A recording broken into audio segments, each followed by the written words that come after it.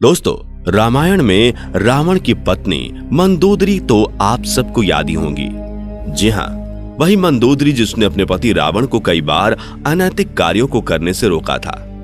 कहा जाता है कि रावण की पत्नी मंदोदरी एक ज्ञानी स्त्री थी।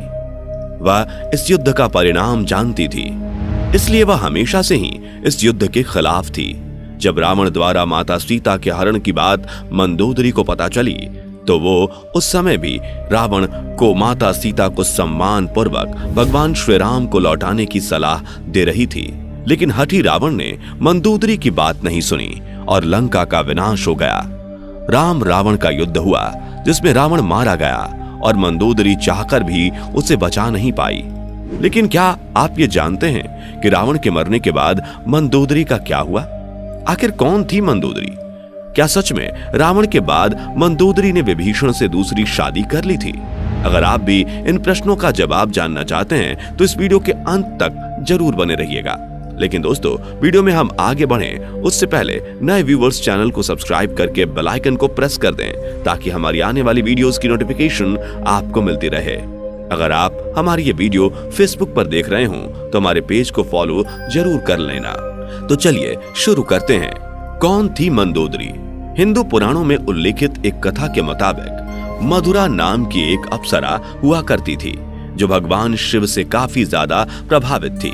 इसलिए एक बार वह उनसे मिलने कैलाश पर्वत पर पहुंच गई। उस वक्त कैलाश पर्वत पर भगवान शिव अकेले थे। माता पार्वती कहीं गई हुई थी। कथा के मुताबिक भगवान शिव को कैलाश पर्वत पर अकेला पाकर अप्सरा मधुरा उन्हें लुभाने की कोशिश करने लगी। कुछ देर बाद जब देवी पार्वती कैलाश पर्वत पर आईं तो उन्होंने मधुरा के शरीर पर भगवान शिव का भस्म लगा हुआ पाया, जिसे देखकर माता पार्वती क्रोधित हो गईं और क्रोध में आकर उन्होंने मधुरा को श्राप दे दिया कि तुम अगले 12 वर्ष तक मेढकी के रूप में जीवन व्यतीत करोगी। माता पार्वती का श्राप और क्रोध देखकर मधुरा डर गई और हाथ जोड़कर उनसे माफी मांगने लगी। जिसके बाद माता पार्वती ने उसे कहा कि सही समय आने पर तुम श्राप मुक्त हो जाओगी। और जैसा कि माता पार्वती ने श्राप दिया था, अप्सरा मधुरा तुरंत ही मेढकी बन गई। जिसके बाद वह धरती लोक पर विचरण करने लगी। मेढक रूपी मधुरा पृथ्वी लोक पर किसी तरह अपने दिन गुजार रही थी। लेकिन तभी एक दिन अचानक एक भयंकर सर्प मेढकी मधुरा को खाने के लिए उसके पीछे पड़ गया। मेढकी मधुरा अपनी जान बचाने के लिए भागने लगी और भागते भागते वह सप्त ऋषियों के आश्रम में पहुंच गई, जहां उन्होंने खीर बनाने के लिए खीर का बहुत बड़ा बर्तन लकड़ी के चूल्हे पर चढ़ाया हुआ था। जब सांप ने मेढकी मधुरा को दौड़ाया तो वह उछलकर उसी खीर के बर्तन पर बैठ गई। जब सांप उसके पीछे आया तो वह उससे बचने के लिए बर्तन के एक छोर से दूसरे छोर पर उछल गई। सांप भी उसके पीछे मेढकी को पकड़ने के लिए उस बर्तन पर चढ़ गया और दूसरे छोर पर जाने की कोशिश करने लगा। लेकिन दुर्भाग्य से वह फिसलकर खीर के बर्तन में गिर गया और खीर गर्म होने के कारण गिरते ही वह मर गया। किंतु अब मेढकी बनी उस मधुरा को यह चिंता सताने लगी कि जब ऋषिगण यहाँ आएंगे और वे यह खीर खाएंगे तो जहरीले सांप की वजह से उनकी मृत्यु हो जाएगी। और मधुरा यह हरगिज नहीं चाहती थी उसकी वजह से सप्त ऋषियों की जान जाए। इसलिए वह वहीं बैठकर ऋषियों का इंतजार करने लगी। जैसे ही ऋषि वहां आए वह उनके सामने ही तुरंत खीर के बर्तन में कूद गई। ऋषियों ने मेढकी को बर्तन में कूदते हुए देख लिया, इसलिए उन्होंने सोचा कि अब तो यह खीर खाने योग्य नहीं है और उन्होंने खीर को वहीं फैला दिया। खीर फैलाने पर उन्होंने देखा कि उस बर्तन में मेढकी के अलावा एक सांप भी मरा हुआ है। यह देखकर सब ऋषि तुरंत समझ गए कि इस मेढकी ने हम ऋषियों की जान बचाने के लिए अपने प्राणों का बलिदान दे दिया। मेढकी के इस नेकदिली को देखकर सभी ऋषियों ने अपनी शक्ति से उस मेढकी को जीवित कर दिया और उसे कन्या का स्वरूप दे दिया, जिससे अब मधुरा मेढकी से एक सुंदर कन्या बन गई। किंतु लोक समाज के डर से ऋषियों ने इस कन्या को अपने साथ नहीं रखा। उन्होंने महर्षि कश्यप के पुत्र मायासुर को बुलाकर उस कन्या को उन्हें सौंप दिया।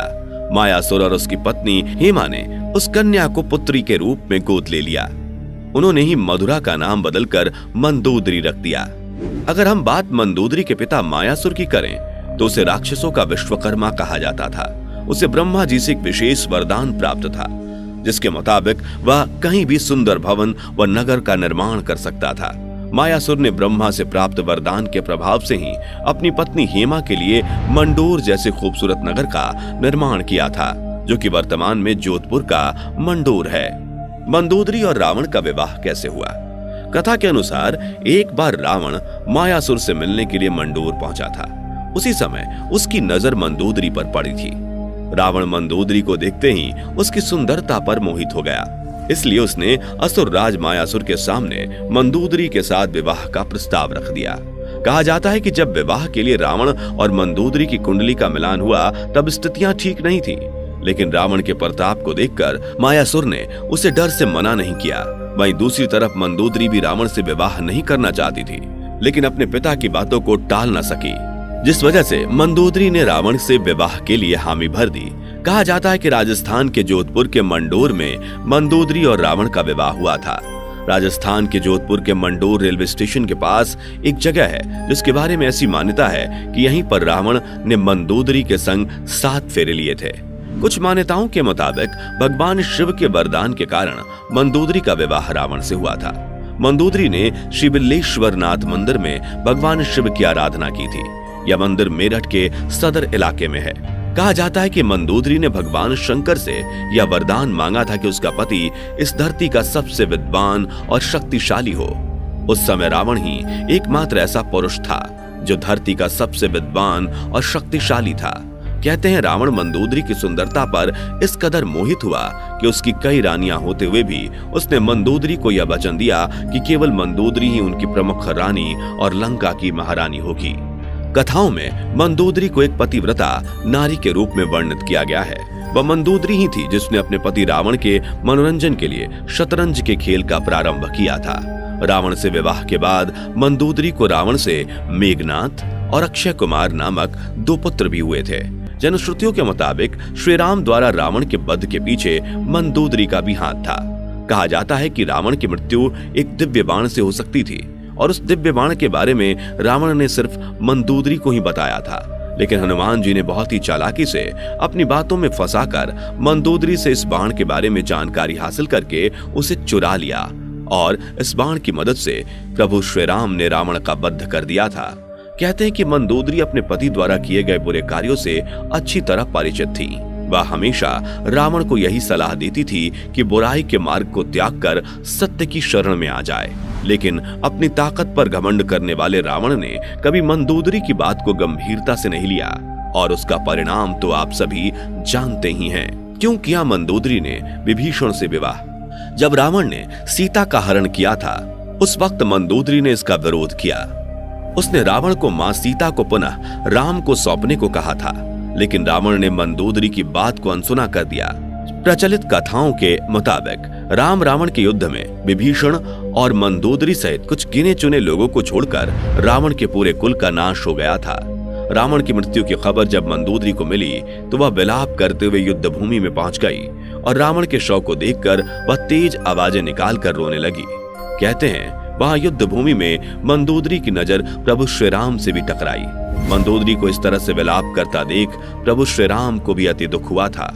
लंका के सुखद भविष्य के लिए श्री राम ने विभीषण को लंका का राजपाट सौंप दिया था और उन्होंने मंदोदरी के सामने विभीषण से विवाह करने का प्रस्ताव रखा था, लेकिन उस समय मंदोदरी ने इसका कोई उत्तर नहीं दिया। जिसके बाद प्रभु श्री राम अपनी पत्नी सीता और भाई लक्ष्मण के साथ वापस अयोध्या लौट गए। वहीं दूसरी तरफ मंदोदरी ने रावण के वियोग में खुद को लंका के महल के कमरे में कैद कर लिया। बहुत दिनों तक इस कमरे में कैद रहने के बाद वह बाहर निकली और फिर उसने विभीषण से विवाह कर लिया। लेकिन कुछ विद्वान इस बात को सीधे तौर पर नकारते हैं। उनका मानना है कि यह सिर्फ किंवदंतियां हैं, इनका सच्चाई से कोई भी लेना देना नहीं है। दरअसल इन विद्वानों के मुताबिक मंदोदरी एक पतिव्रता नारी थी। वह अपने पति के प्रति पूरी तरह से समर्पित थी। इतनी महान ज्ञानी और पतिव्रता नारी ऐसा निर्णय नहीं ले सकती। ऐसे में रावण की मृत्यु के बाद मंदोदरी का विभीषण से विवाह करना एक किंवदंती के अलावा और कुछ नहीं है। वैसे दोस्तों, आपको क्या लगता है कि क्या मंदोदरी ने विभीषण से दूसरा विवाह किया था? कमेंट में जरूर बताइए। इस वीडियो में फिलहाल इतना ही।